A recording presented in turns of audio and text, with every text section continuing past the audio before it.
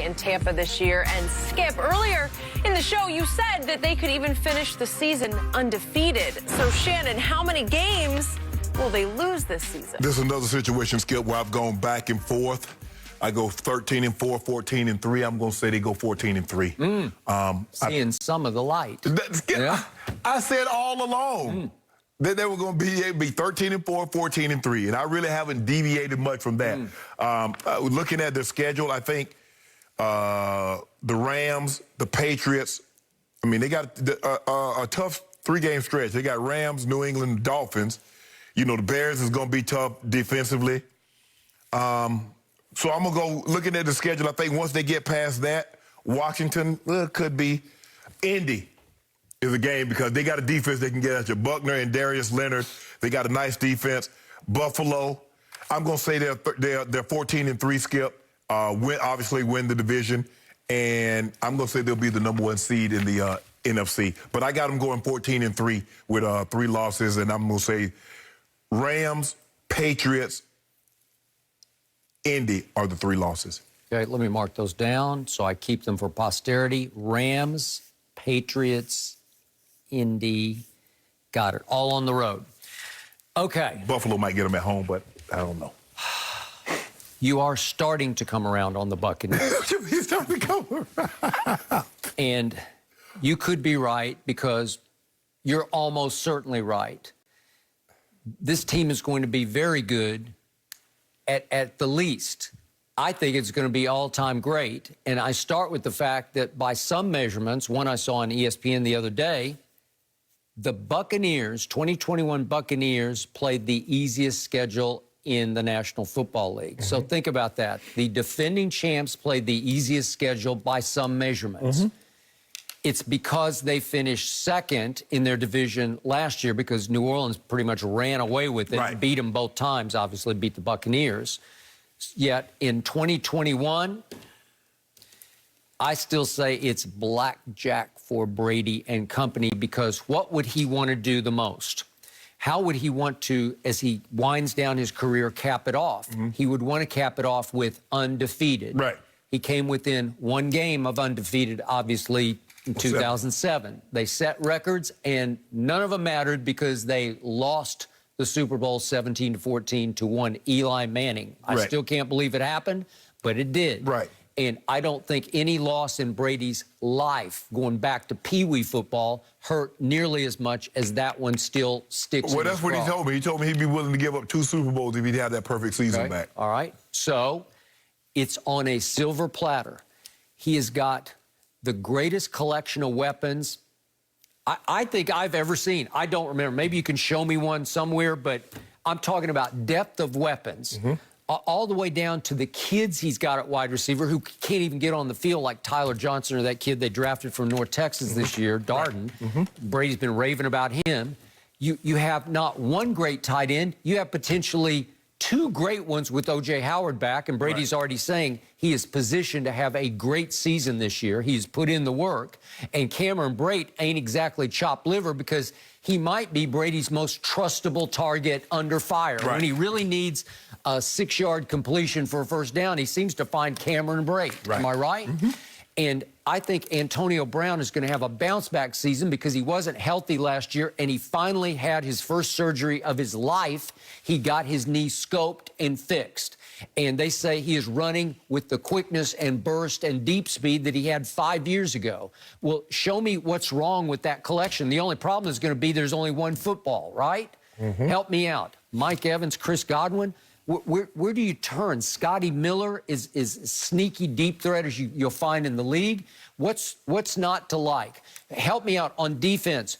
Where is the hole? Show me someplace. They're deep, they're talented, and they are flat out nasty. And I think they have the best defensive coordinator in football. And I'll throw in Bill Belichick, but I'll take Todd Bowles right here, right now, because he can not only call defenses, but he can get them. He brings them to a boil as well as any coordinator I have seen. Okay, show me what's wrong. The only thing that's wrong is odds. The odds are you're going to lose a game because you know how this league works. Everybody's pretty to very good. And so if you have just a little bit of an off day, you can lose. Exactly. Right? Skip, I've been one of the team, won the Super Bowl. We start next year, Skip. We're 13-0. We go to the Giants. Giants are terrible. One off game. Okay. Fox Bet is already favoring Brady's team in every game on this 17-game schedule. They will be favored in all the road games to win. But the simulations got them going to winning 12.5. Winning 12.5 games. Well, I don't care about the simulation. I'm going eye test. What do I see? What's not to like?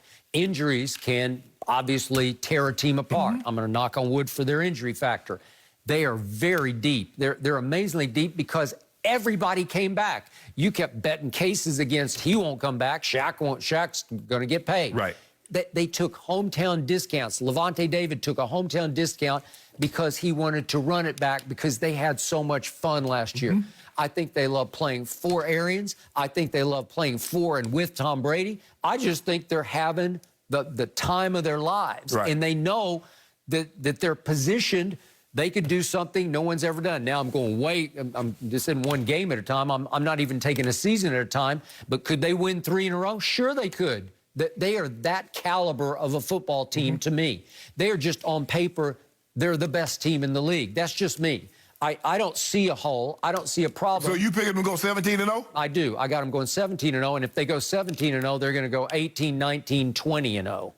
Well, how many cases can I get on it? You don't go 17-0. Well, how far out on the limb am I? Right? No, I mean, I don't need to bet. I'm betting my pride on it. I got the courage of my predictions. I'm not waffling about, well, I'm going 14-3 or 13. You know what? I can't take your pride home and put it in my refrigerator and drink it at a later date and time. So I need some of that. I need some dew. Give me 3 cases. I need odds. I'll bet you one case that they go 20-0 against 10 cases if they pull it off, because those are the odds. I'm actually giving you a break on that. I give you 3-1. I give you 3-1. No, it's 10-1. No, 3-1. What would the literal odds be? 100-1? Skip, you say Skip.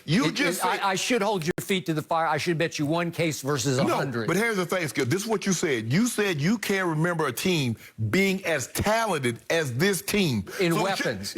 So it should be easy.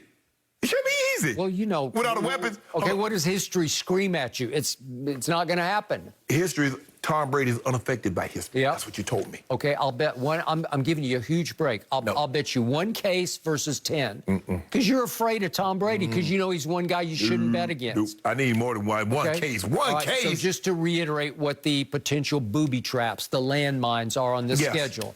At Rams, it's not easy. We're not sure what Matthew Stafford's going to be, but I think he's going to be pretty good, and they are loaded. They're very good. That'll be a hard game. Defensively, that's I would say that could be their hardest game on the schedule, and it comes fairly quickly in Week 3, September 26th.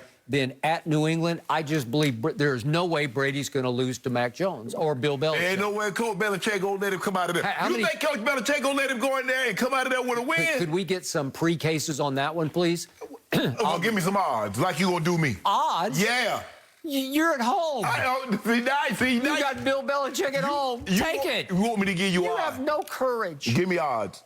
Odds? Give me the points. Are you kidding me? Whatever the points are, give me the points for 3 cases. Well, it'll be like, you know, Tampa will be favored by 2 or something like that. Whatever the odds are, give me 3 cases and you got a deal. Okay, I'll give you the points. That's all I'll do. I'm going to give you the points for 3 cases. Okay. Right now. Okay, got it. Thank you very much. You're already picking New England to win the game. You have no guts. No courage of your conviction. But I mean, Skip, look, if you're going to give me insurance, I'm going to take it. Okay, at New Orleans is a division game. It's hard to win, but I think they will. At Washington, they struggled there in the first playoff game. Yeah, but I think they'll win that. Defeat. At Indy, you're way overselling Indy's offense, because if Carson Wentz is at quarterback, you will be wincing all during the game. That's the thing that concerns me. Thank you very much. And then Buffalo will not be easy, because most people think Josh Allen is an MVP front runner. They're a very good team, because they can run the football too better than better than people think. So this could be for all the MVP marbles in that game, which is December 12th at 4:25 Eastern. Okay, so there you have it. I say they win them all, and if they win all the regulars, they're going to win all the postseasons, and you will owe me 10 cases. All right. No, we ain't bet on 10 tonight. cases. Starts tonight. We are hours away from kickoff, and good news, guys. Our friend Michael Vick is going to join us to give his prediction Here we go. for Cowboys Bucs. Mike Vick after the break. Stick around.